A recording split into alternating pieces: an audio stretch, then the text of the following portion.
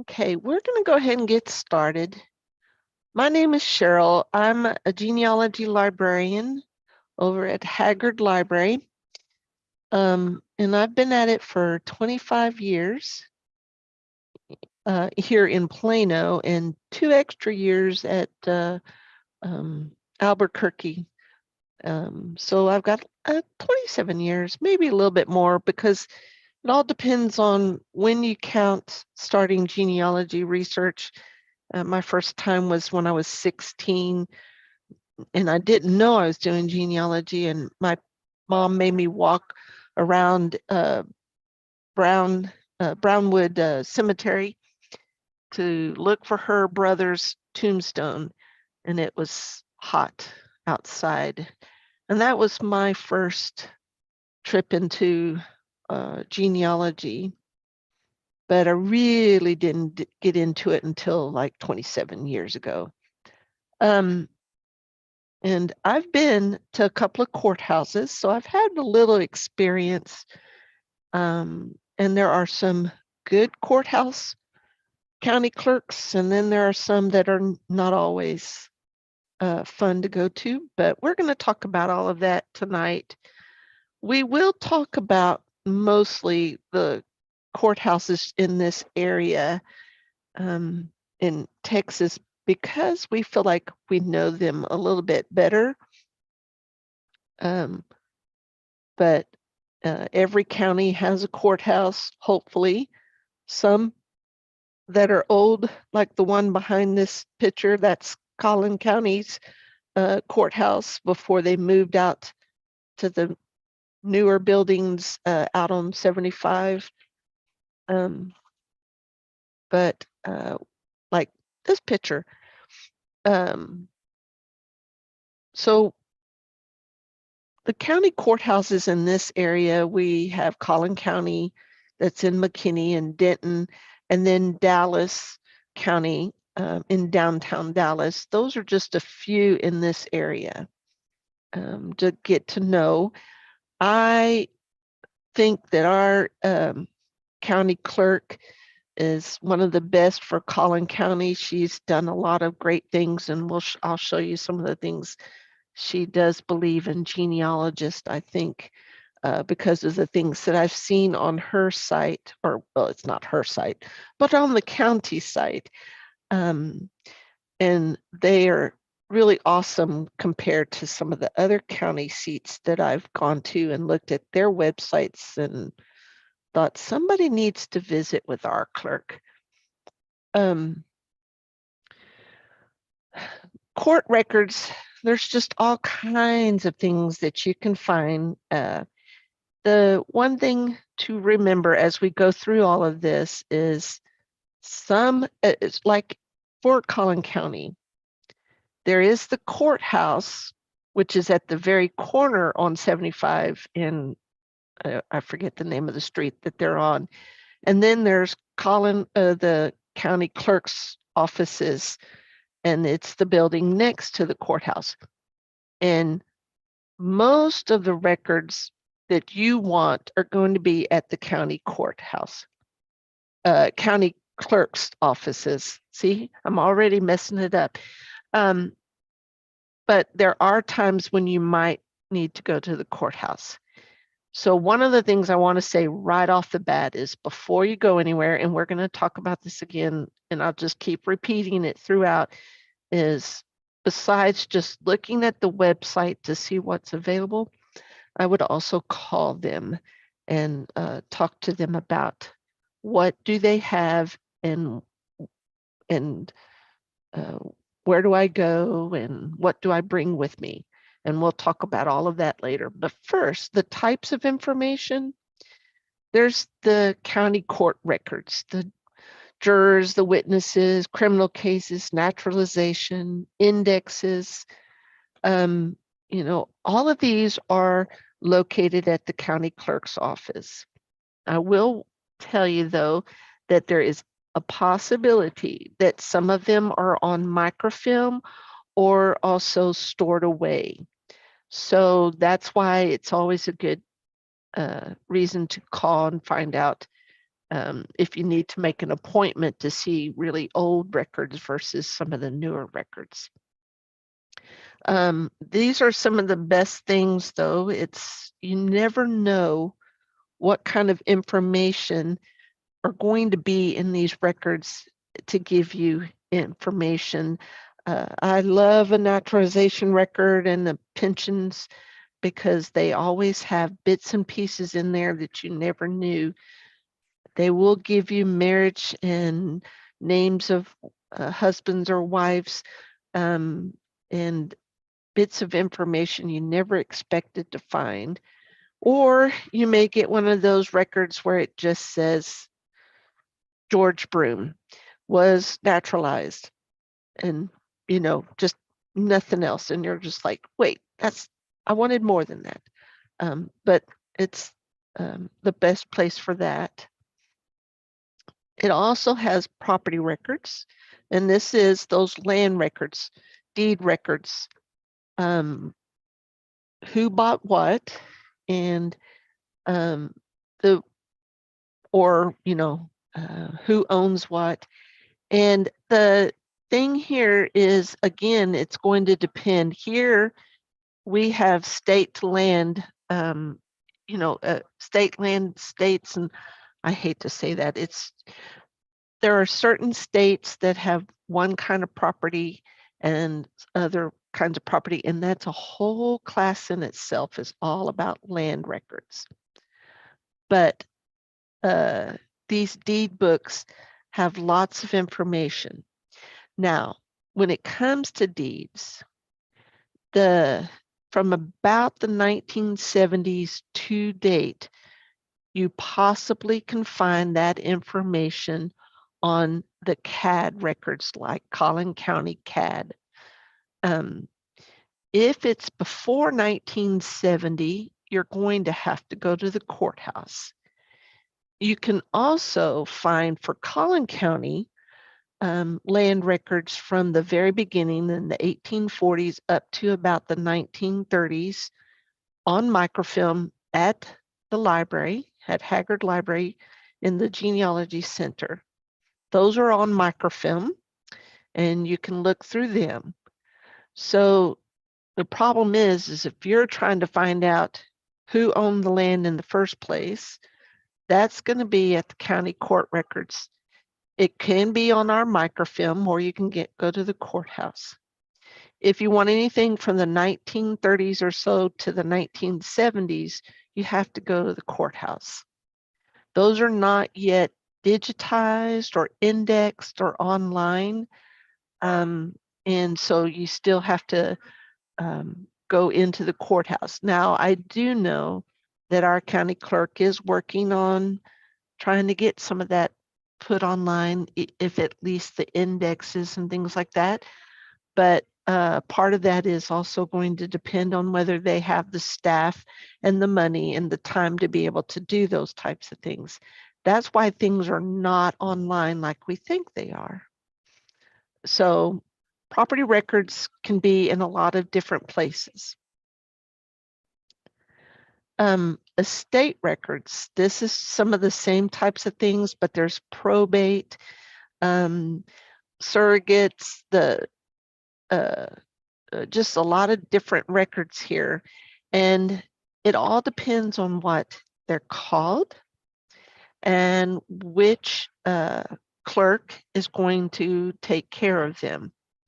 And so again, calling the county clerk will give you a good idea of which records you want. This is also a great place to find a lot of bits and pieces. Probate records are written where there's minutes. That's the short version of what happened with the probate.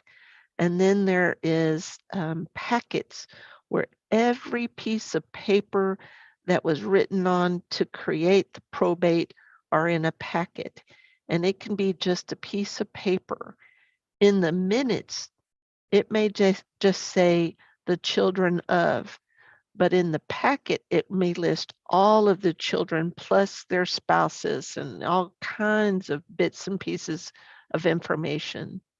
So estate records are really helpful, and you just never know what you're going to find. Then we have the good old vital records, which birth, marriage, and death. Only problem here is the birth, death, and marriage records, they were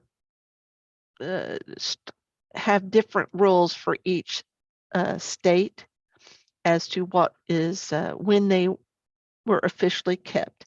Like Texas, it was 1903 to date for birth and death.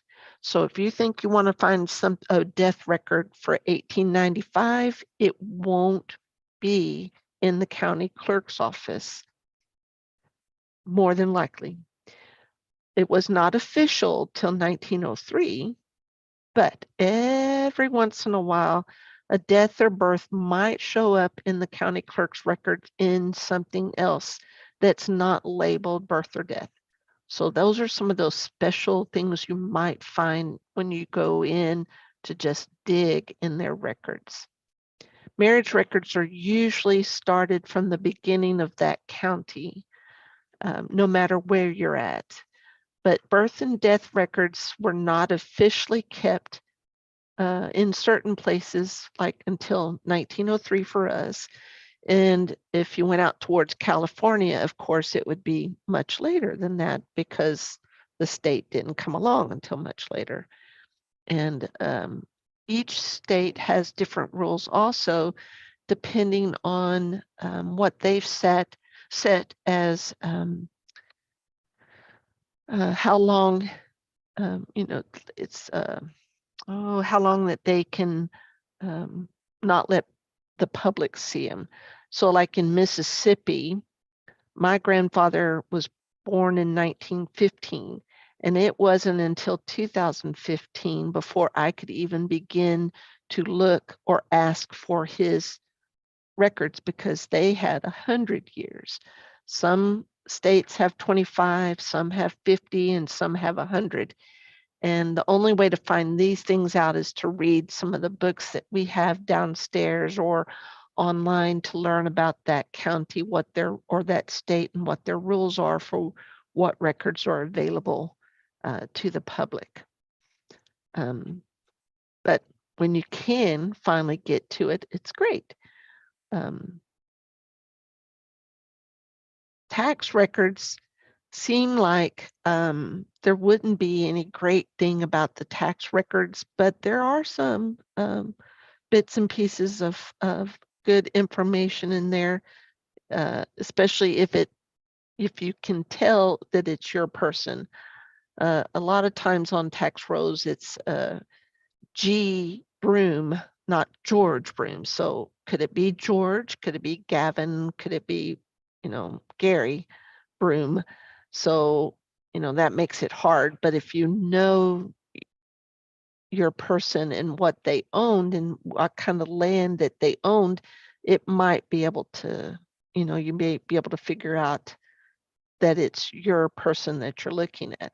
Also, the tax records help us to at least prove that they were there in 1891 or 92, because there was no census for 1890, but at least if we can find a Broom or, whoever you're looking for in the taxes, that might help you at least prove. So the Collin County Clerk's Genealogy Corner, it has some great things, and this is at the top of its page, Genealogy Corner. They can have a lot of good birth indexes, over 75 years old, of course. They got to have the rules there.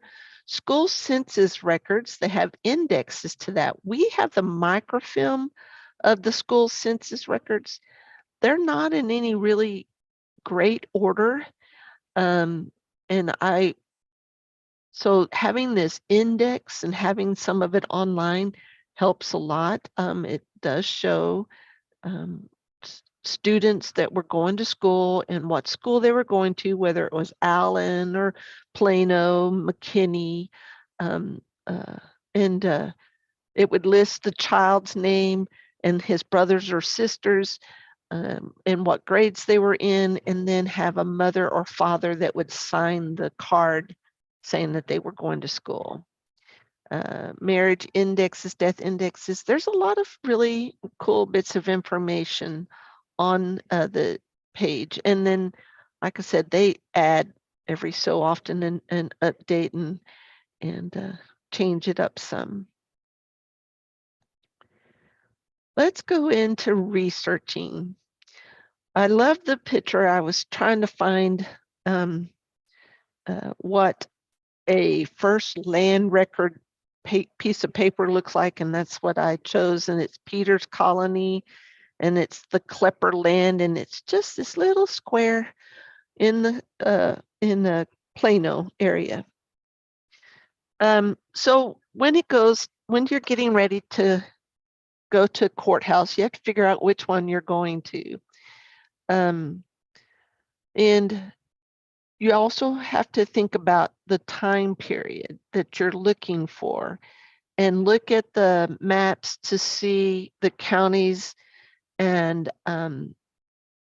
to decide, am I looking at Collin County or am I going to Fannin County? Thanks to Collin County pulled out of Fannin County. Fannin County used to be across a lot of the state in the early days, and then Collin County was pulled out of Fannin County.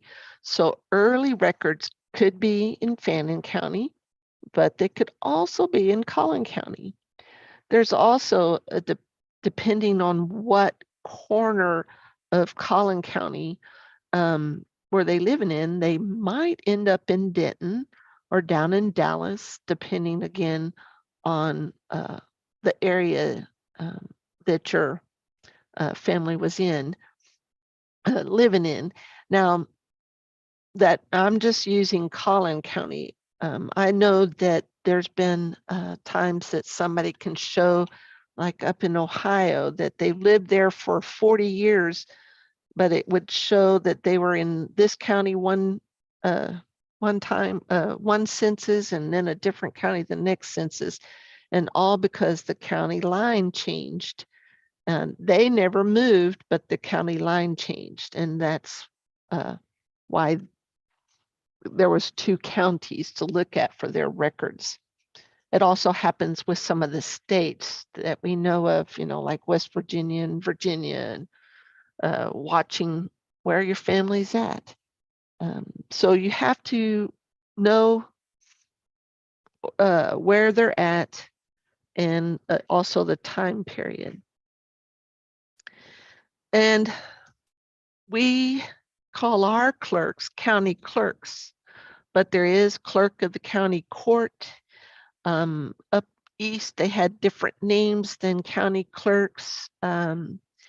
We were also, there's parishes rather than counties.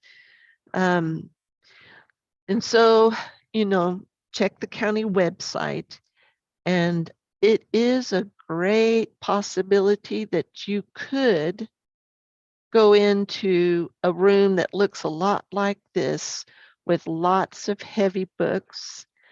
At the Collin County Clerk's office, the last time I went, which was before COVID, is that there were these big maps for big books for the deeds, but they had a lot of things that were on microfilm. So they had a lot of machines for the microfilm, and those were in other cabinets.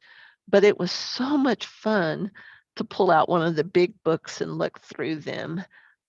That's still one of my favorite things. But sometimes they will not be nice and neat. They could be messy. It could be musty. And there could be a lot of rules. So that's the reason, and we'll talk about that a little bit about if you can go in there. We went into Hillsboro, actually Hill County, I think is the county for Hillsborough.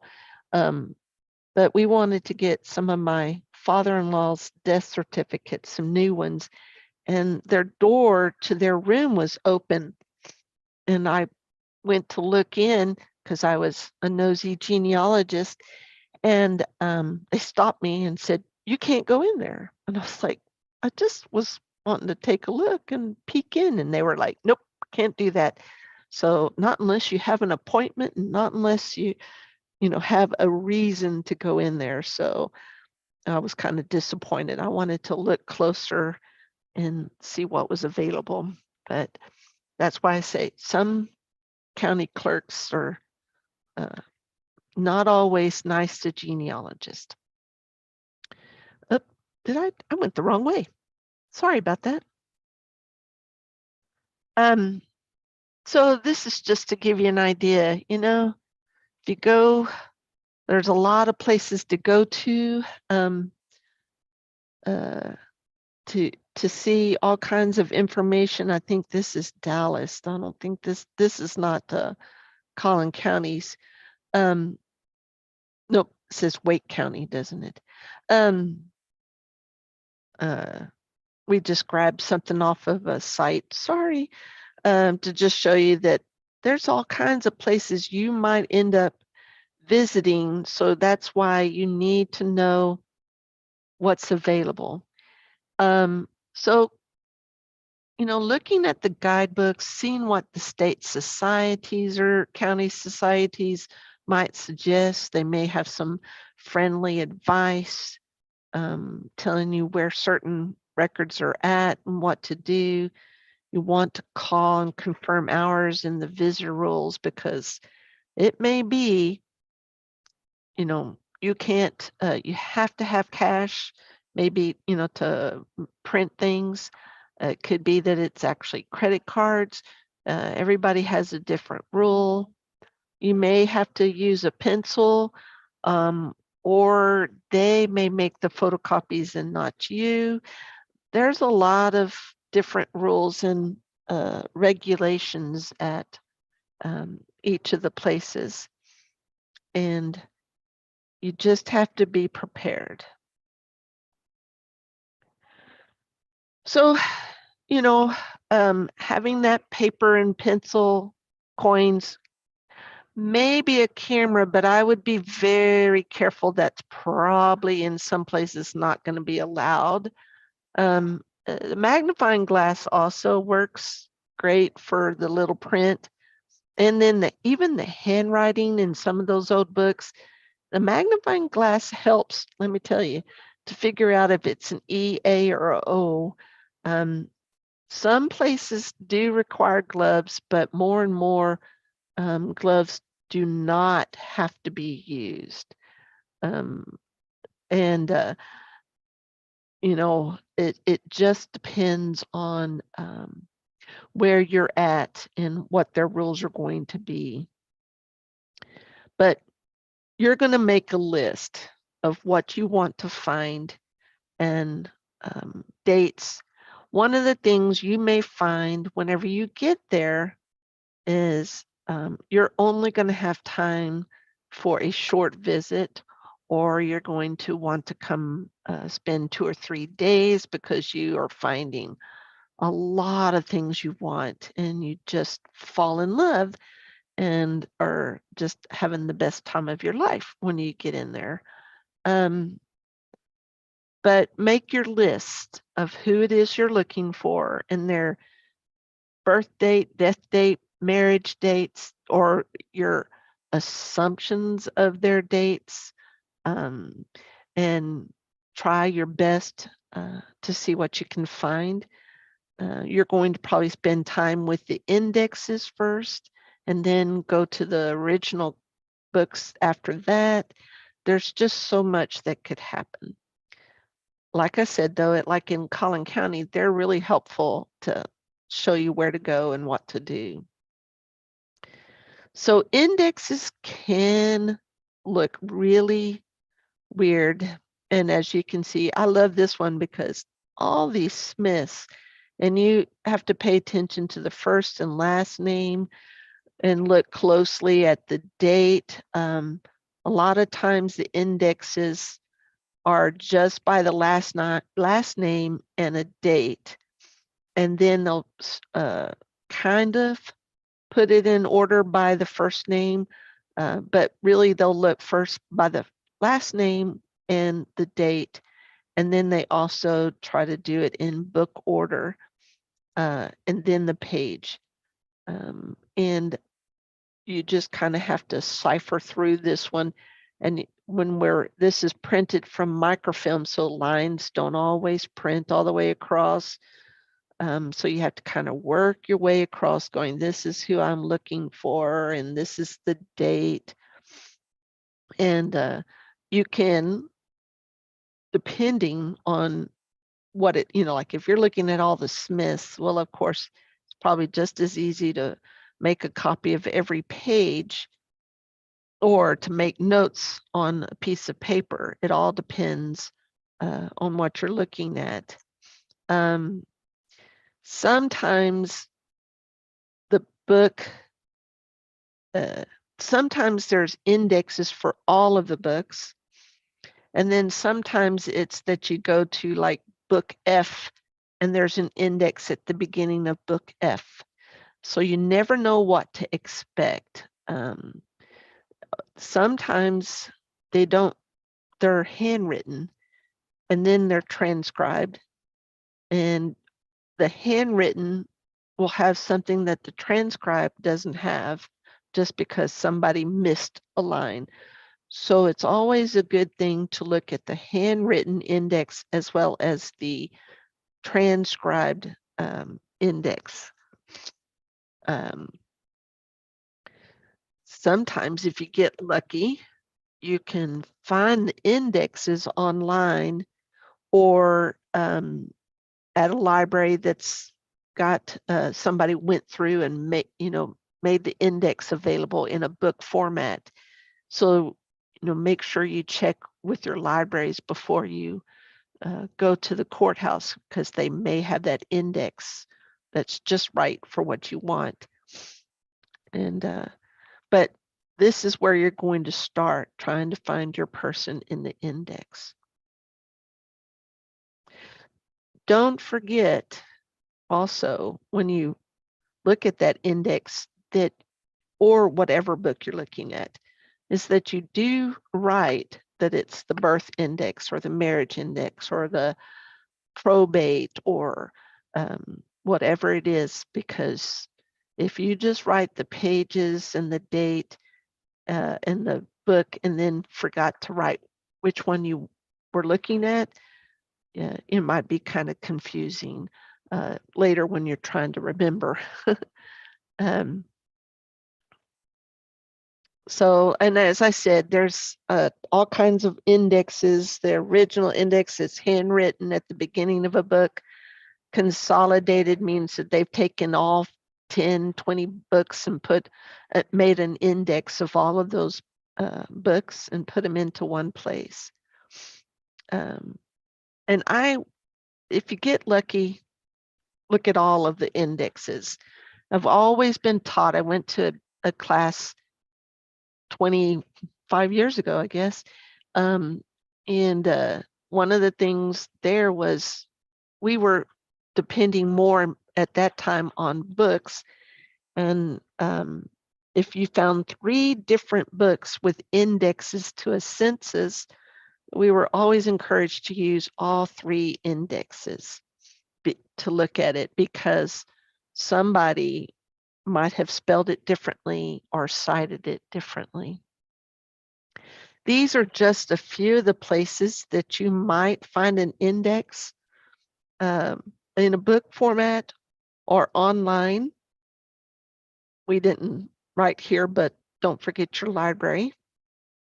But a lot of societies, and one of our societies did do this for a while, is indexed or created an index to records that they saw on microfilm, and then created books and also put it into their magazines.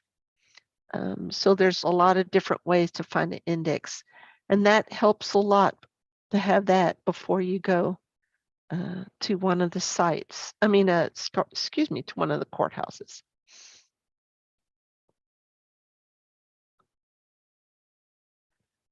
And just thinking, over time, who created the index? Sometimes, especially the handwritten, were the ones by the county clerk of that time. If it was written in 1900, the index, then it was probably the clerk, and it was all handwritten. And supposedly what they did was looked at each page of that book and said, oh, here's the Smiths, and here's the Brooms, and here's the Danfords, and put them all together. And sometimes they may have grouped all the DAs together and all the SMs together and all the BRs together. So you may get a Broom or a Brown or a, Brandenburg, while, and so you'd have to look through all of the CAs or the BRs. So remember that. Read through to see what it is, what years are covered. And even though it might say 1904 to 1912, it could have a 1903 and it could have a 1914 record in there. So sometimes it's still worth looking at an index that may or may not cover the year you're looking for. Now, if it's a 1970 date that you're looking for, I probably wouldn't look at a 1910, but you never know when something mistake is made. And usually, though, that would be something where it's a comprehensive typed records. And always think about the different spellings. And that's because if it was handwritten and back in the day, we sounded out names, so we didn't always know how to spell names. Another thing, like it says here, there were records that were segregated. And so there's always the possibility that the marriages were separated, whites versus blacks. And then there are times when they're mixed together. Again, you just don't know, and you have to try all directions. That's some of the things to remember. And just, you never know what's hiding. The probate and land records are probably the two that have hidden treasures the most in, because there will be, for probate, there will be some church records put inside that probate packets, like I said.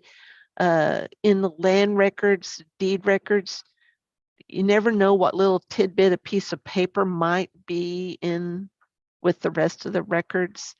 And it all depends on what you're looking at. And it's just, it's very much worth going to a courthouse to look for records for your family. Do not depend on the internet for everything. You will miss a lot. There are a lot of things hidden. And if you just depend on the internet, you're going to miss those things.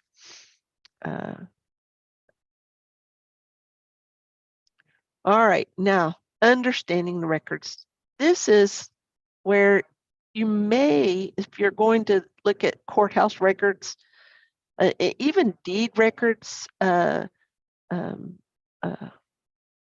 if you're going to look at criminal records or anything like that, you probably wouldn't, you probably want to have a dictionary with you, not just a regular dictionary, Black's Laws or some kind of legal dictionary, even a genealogy dictionary. And we have several in the library, because there are times in those old records where they'll use a term that you're like, I have no idea what it means. And just Googling the word is not going to help you sometimes, because I've tried Googling, slang words, and it does not always show what you want, or an old illness, or, just some our laws. We use terms differently today than we did in the early 1900s. And so those dictionaries and phrase books are very helpful to carry with you. Another thing, and to carry around maybe with you, is a research log, because you may open up something and not find anything, or you find something and you're just not sure, or you think, nah, this is not it. But I'm going to write it down anyway because it's a George Broom. Don't think this is my George Broom, but I'm going to write this information down. And I'm also going to write down where I found it, because I may run into that same George Broom again, and maybe it is a George Broom I need to know about. Or maybe when I see it again, I'm going, nope, I found this before. I've looked at this book before and I didn't write it down. Or I, looked at this record on microfilm. And so, that's what's good about having a research log. This is pretty cool, idea. And now I just make notes and write it in my tablet. Of course, if I get lucky enough, because sometimes they let you nowadays, if you have a computer, you don't have to have just pen and paper, but it all depends on what their rules are. So, even if you have good records and you find them, you want to keep track of your, like it says here, your unsuccessful searches, just so you can remember them when you see something later on. So, and write why you think it's wrong, and write why you think it's right. Did I say that right? So, keep track of what you're looking at, if it's wrong or right. And so you can go back and look at it later. This is kind of some of the ideas is, you looked at this index and you copied all of it, or, you looked at only the grooms, or you looked only at the brides, and just keep track of what you're doing. And this also works at a library. My favorite thing is when somebody comes in and says, I made a copy of this page and I forgot what book it came out of. Well, it's the same thing at the courthouse. I made a copy out of this deed book, but I forgot what deed book it was. So make sure you keep track of what you're doing. These are just a few of the books that we have that can give you more help. The Courthouse Research for Family Historians, County Courthouse book. This County Courthouse book will also help you find which counties are and where they're at, and locations of other information that could be available for you. We also have a book by Dollar House that shows you how the county is divided, each state, and how the counties are divided over the years. What? So somebody has their hand raised. Is there a question? Am I? There is a chat in the or a question in the chat. It was not from whoever had their hand raised. It looks like they've lowered it. So if you do have a question, put it in the chat, please.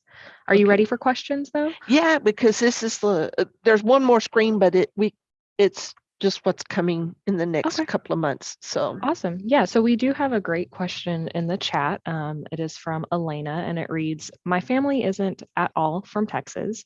How could I go about finding courthouse records from other states without having to travel?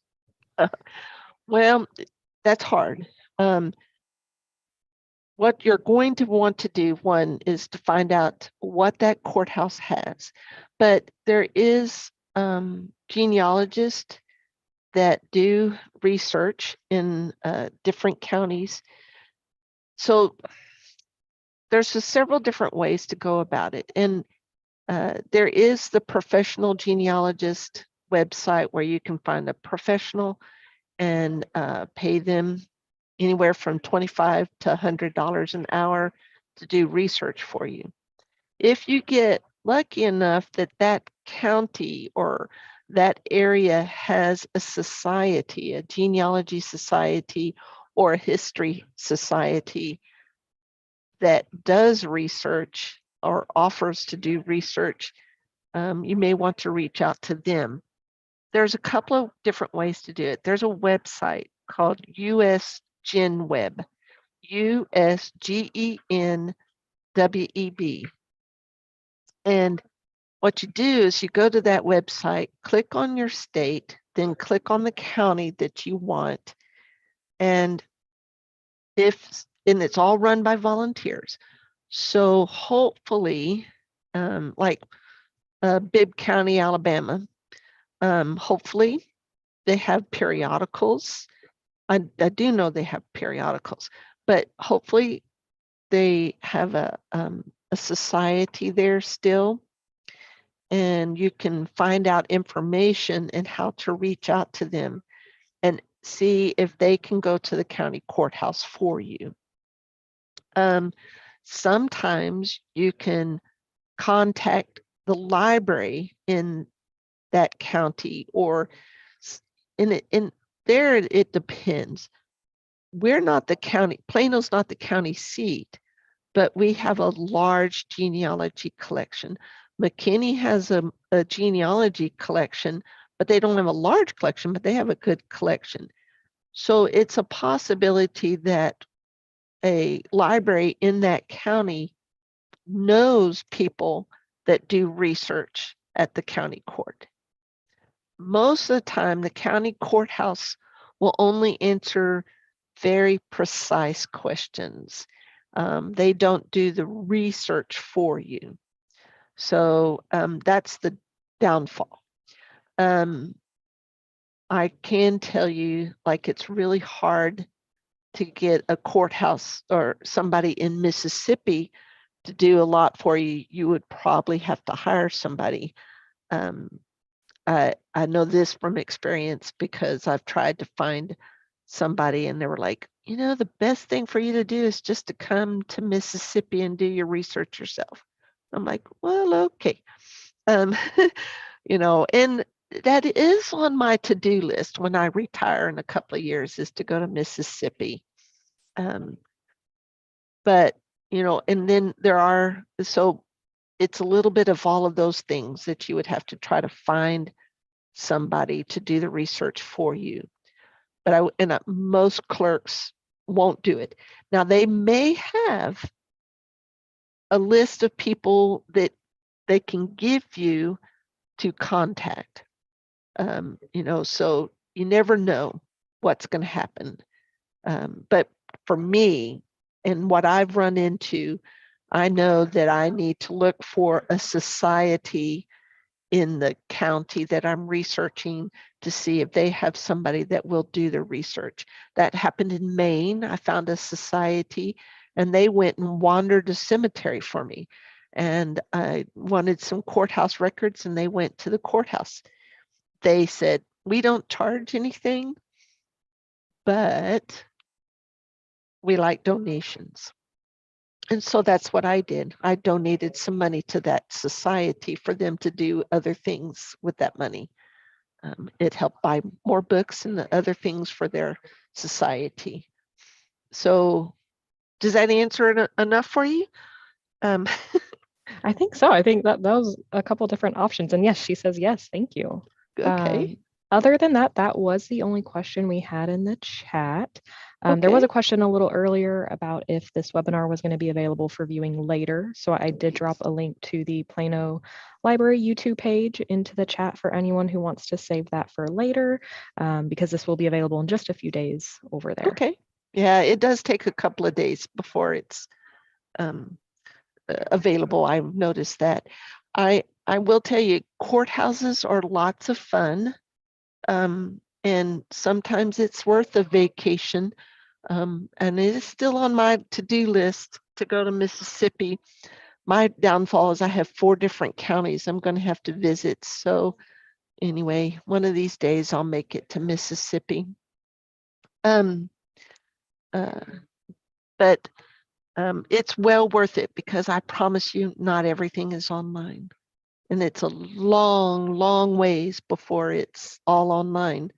And the biggest is money, trying to get people to pay for it. For this, it's not cheap to scan and digitize everything. I wanted to let you know that these are our summer program brochure is out and you can pick it up. Yes, May starts our summer. And so our programs are for the summer are partially virtual and partially in person. We are already planning for the fall and we're going more virtual and less in person. But when you see a class that's at 2 p.m., it's in person. And if it's at 7 p.m., it's virtual. And also there will be a little mouse. I think that's what we use for registration. We are having a big event at Harrington Library to show you the Plano museums in the area. And then we're going to talk about the history of Plano because June 3rd, Plano celebrates 150th year of being a incorporated town. We were around before in the 1840s, but June 3rd, we get to celebrate the incorporated when we had mayor and councilman and everything from 1873 to date. But these are just some of the classes. And on the second Tuesday of every month, we have a DNA forum. It's not run by the Genealogy Center. We have one of our societies, our genealogy friends, runs that program. And they just help about DNA. But this just gives you an idea of some of the things that we have planned. If there's not any other questions, we're done for tonight. I didn't see any other questions pop up in the chat. Well, y'all have a good time at the courthouse. All right, we got lots of thank yous in the chat though. Thank you, Cheryl. Sure. Well, we'll see y'all again next month.